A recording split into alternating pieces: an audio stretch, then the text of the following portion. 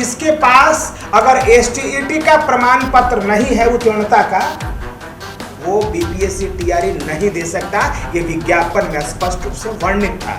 Means no STET no BPSC TRE, ये स्पष्ट रूप से वर्णित था। अध्यक्ष महोदय ने इसकी घोषणा की।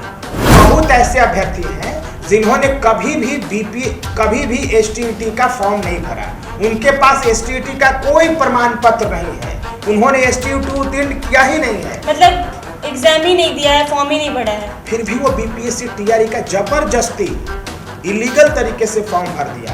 आपके विज्ञापन के आधार पे हमने फॉर्म भरा है, गलत अभ्यर्थियों को बाहर करिए, और जिसके पास एसटीईटी का प्रमाण पत्र है उसकी वैधता की भी जांच करिए।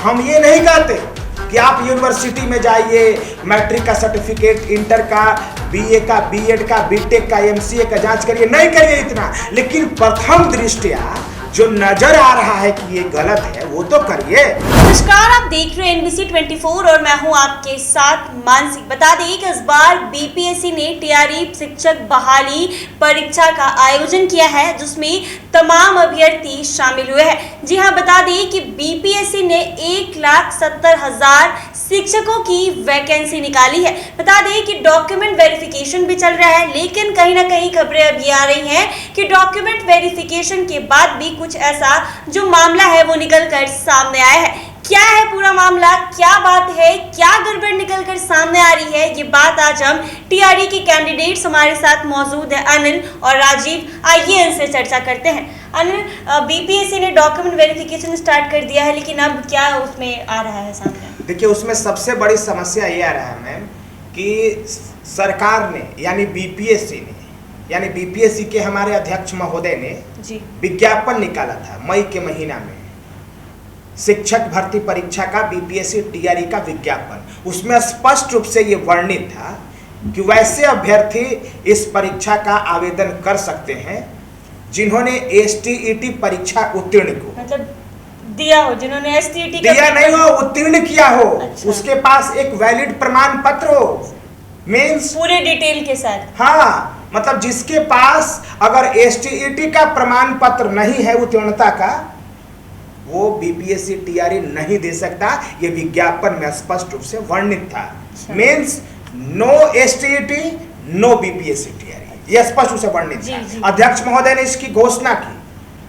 हमारा कहना यह है कि बहुत ऐसे अभ्यर्थी हैं जिन्होंने कभी भी एसटीईटी का फॉर्म नहीं भरा, उनके पास एसटीईटी का कोई प्रमाण पत्र नहीं है, उन्होंने एसटीईटी उत्तीर्ण किया ही नहीं है, मतलब एग्जाम ही नहीं दिया है, फॉर्म ही नहीं भरा है, फिर भी वो बीपीएससी टीआरई का जबरदस्ती इलीगल तरीके से फॉर्म भर दिया, परीक्षा भी दे दिया, अब डॉक्यूमेंट वेरिफिकेशन में मुहर भी लग गई। अच्छा, डॉक्यूमेंट वेरिफिकेशन भी हो गया, मतलब पूरी तरीके से वेरीफाइड होकर स्टैम्प भी लगा दिया गया। हाँ, तो हमारा अध्यक्ष महोदय से ये कहना है कि ये बहुत ही गंभीर मामला है, और आप तो हमारे अभ्यर्थियों के मसीहा हैं। जितने भी हम गरीब बेरोजगार जो अभ्यर्थी हैं बिहार के, इनके मसीहा है श्री अतुल प्रसाद जी, क्योंकि उन्होंने जो परीक्षा का आयोजन किया है ये बिहार के इतिहास में एक ऐतिहासिक है, जबरदस्त है, जिसकी कोई भी बयान नहीं किया जा सकता, क्योंकि एग्जाम पूरे अच्छे तरीके से लिया गया है, कहीं से कोई विवाद सामने नहीं आया, प्रश्न पत्र कहीं लीक नहीं हुआ। इसके लिए हम काबिल तारीफ करते हैं, इनके जबरदस्त तारीफ के ये पात्र हैं और हम करते हैं।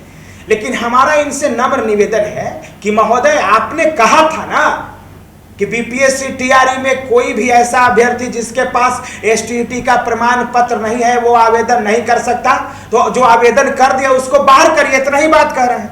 बिल्कुल। क्या परेशानी निकल कर सामने आ रही है, वेरिफिकेशन चल रहे हैं? जैसे कि अनिल जी बताए हैं, ये बात सही है कि बहुत लोग एसटीईटी का एग्जाम तो खैर दिए ही नहीं है, जानते ही नहीं है तो एसटीईटी क्या है, व्हाट इज एसटीईटी, बट ये सब लोग बैठ गए एग्जाम में बैठने के बाद में ऐसे ही उन लोगों को वेरीफाई भी हो रहा है, उसके बाद में मोहर लगा दिया जा रहा है कि आप क्वालिफाइड है, वेरीफाइड है, ओके। तो इस पे हम लोग सोचते हैं कि सर जो है ईमानदारी से एग्ज़ाम जैसे लिया गया है, नीट एंड क्लीन एग्ज़ाम हुआ है, या इसमें भी क्यों नहीं नीट एंड क्लीन किया जा रहा है कि भाई जो बच्चा स्टूडेंट 4 साल से हम लोग तैयारी किए, स्टेट पास किए, बीपीएससी में भी अच्छा एग्जाम हुआ है, क्वालिफाइड कर जाएंगे, एकदम नेसेसरी। अगर ईमानदारी से सब लिया जाए तो, नहीं तो आफ्टर दैट हम लोग फिर वही तो मतलब क्या लगता है कि इसमें भी कुछ धांधली सेटिंग वगैरह चल रही है क्या? सेटिंग नहीं चल रहा है, ये नीति में गड़बड़ी है। नीति निर्धारण की जरूरत है, और इस नीति का निर्धारण कौन करेंगे? अध्यक्ष महोदय करेंगे। हमारा एक ही मांग है मैम कि आप अपने विज्ञापन का पालन करवा दीजिए, आप अपने शब्दों का पालन करवा दीजिए, आप अपने जो जवान है, जो जुबान दिया था आपने, उसका आप पालन करवा दीजिए। मतलब जो आपने निकाला था उसके साथ जाइए। बस आप बीएससी के सर्वे सर्वा हैं, संवैधानिक पद पर हैं, 4 महीने अभी हुए हैं विज्ञापन निकाले, भूल गए विज्ञापन के शर्त? हम तो नहीं बोल सकते, मैं नहीं बोल सकता इसे। आपके विज्ञापन के आधार पे हमने फॉर्म भरा है, गलत अभ्यर्थियों को बाहर करिए, और जिसके पास एसटीईटी का प्रमाण पत्र है उसकी वैधता की भी जांच करिए।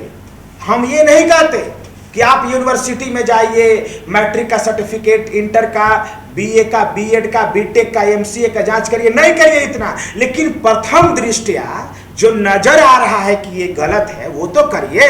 जैसे जिसका शैक्षणिक योग्यता की जो डिग्री है वो सितंबर 2019 के बाद है, वो सीधे अयोग्य हो गया, बाहर हो गया, क्योंकि सितंबर 2019 के बाद कोई भी एसटीईटी का परीक्षा का आयोजन हुआ ही नहीं है। एसटीईटी 23 वाले का बीपीएससी टीआरई में बैठने का कोई चांस है ही नहीं। तो सीधा सीधा हमारा कहना है कि सरकार सिर्फ एक ही काम करे, विभाग यानी बीपीएससी के बारे में मैं कह रहा हूँ अध्यक्ष महोदय से, कि आप बस बढ़िया से डॉक्यूमेंट वेरिफिकेशन करिए। आपके कंप्यूटर में जो डेटा अभ्यर्थियों ने दिया है कि हम 19 के बाद पास हैं, शैक्षणिक योग्यता, हमारे पास एसटीईटी नहीं है, उनको एक क्लिक में सीधे बाहर करिए। अनिल, आप कह रहे हैं कि जिन्होंने एसटीईटी का पेपर नहीं दिया उन लोगों ने एग्जाम भी दे दिया है और डॉक्यूमेंट वेरिफिकेशन भी हो गया है, मुहर लग गई। आपको इस बात की जानकारी कैसे? जानकारी है कि हमारे सामने वाला भी एसटीईटी नहीं था और उसको मुहर लग गई। यानी जो आपके साथ थे उनको भी? हाँ भाई, मैं औरंगाबाद में डॉक्यूमेंट वेरिफिकेशन कराया, मेरे आगे एक लड़की थी जिन्होंने एसटीईटी का कोई नाम ही नहीं सुना। अच्छा। उसने मतलब उसको पता भी नहीं था कि एसटीईटी है? नहीं, उसको कोई पता ही नहीं था कि एसटीईटी क्या होता है, उसको तो कुछ पता ही नहीं था कि एसटीईटी क्या होता है। अब वो डॉक्यूमेंट वेरिफिकेशन कराने चल रही, तो हमने बोला कि भाई आपने डॉक्यूमेंट वेरिफिकेशन कहाँ कैसे करा लिया, आपका आपने तो एसटीईटी नहीं दिया। बोले नहीं, हमने तो करा लिया, हमें तो कुछ बोला नहीं। तो हमें तभी माथा में ठनका। फिर हमने अपने 38 जिला में अपने साथियों से पूछना, पता करना शुरू किया, तो बोला सब जगह यही हाल है।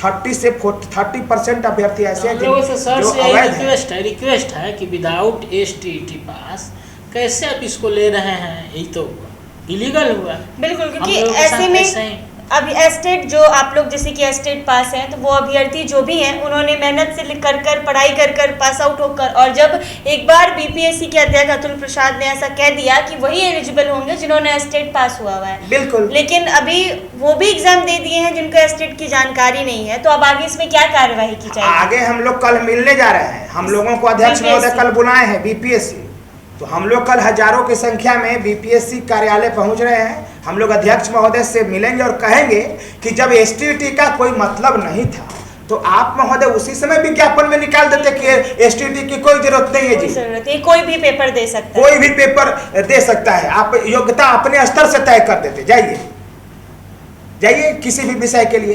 तो योग्यता आपने तय कर दिया, फॉर्म भरवा दिया, अब अगर नियम से काम नहीं करेंगे तो ये मामला चल जाएगा कोर्ट में, न्यायालय में। तो हम लोग गरीब अभ्यर्थी हैं, हम लोग कहाँ से कोर्ट लाएंगे, कोर्ट का खर्च कहाँ से लाएंगे?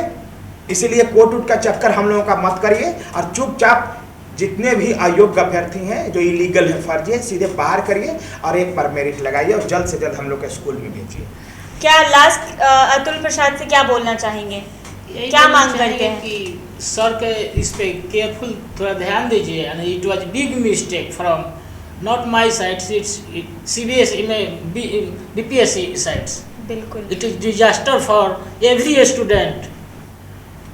कल आप लोग बीपीएससी पहुंच रहे हैं हजारों की संख्या में, तमाम अभ्यर्थी भी आ रहे हैं, और सबकी यही मांग है कि आपने जो वर्ड दिया है उस पर कायम रहे ना।